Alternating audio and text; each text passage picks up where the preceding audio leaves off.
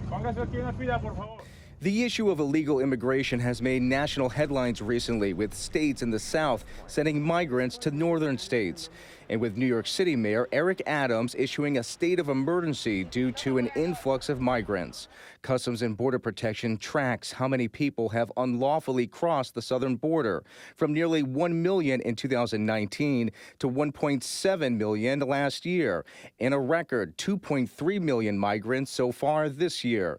This includes unaccompanied minors, accompanied minors, families, and adults who are crossing alone.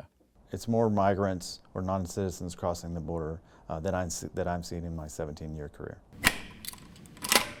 To address the situation, Border Patrol and CBP agents from northern border stations in recent years have regularly been deployed to southern border stations on a rotating basis for 30-day deployments.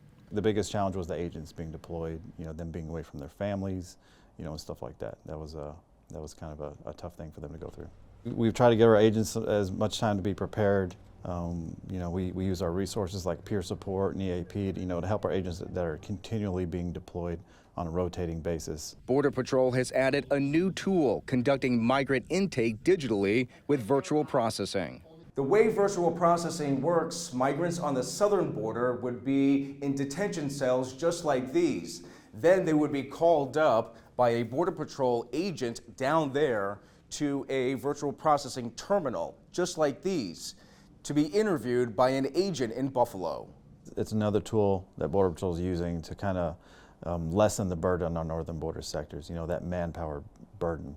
Not only on the sector and their operations, but the agent having been deployed for 30 days, the agent's family, having their spouse, significant other gone for 30 days, and obviously there's a cost benefit to not having to deploy an agent. Agents here use Microsoft Teams to conduct the interviews, which can range from 20 minutes to an hour. We weren't allowed to show you how interviews are actually conducted because of security purposes.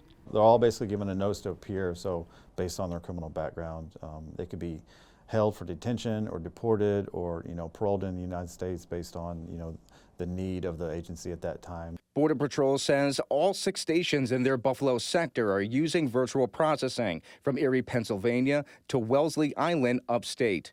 Virtual processing is not being done at bridge crossings. Officials say Border Patrol is conducting about 800 virtual processing cases every day to help address the migrant surge digitally.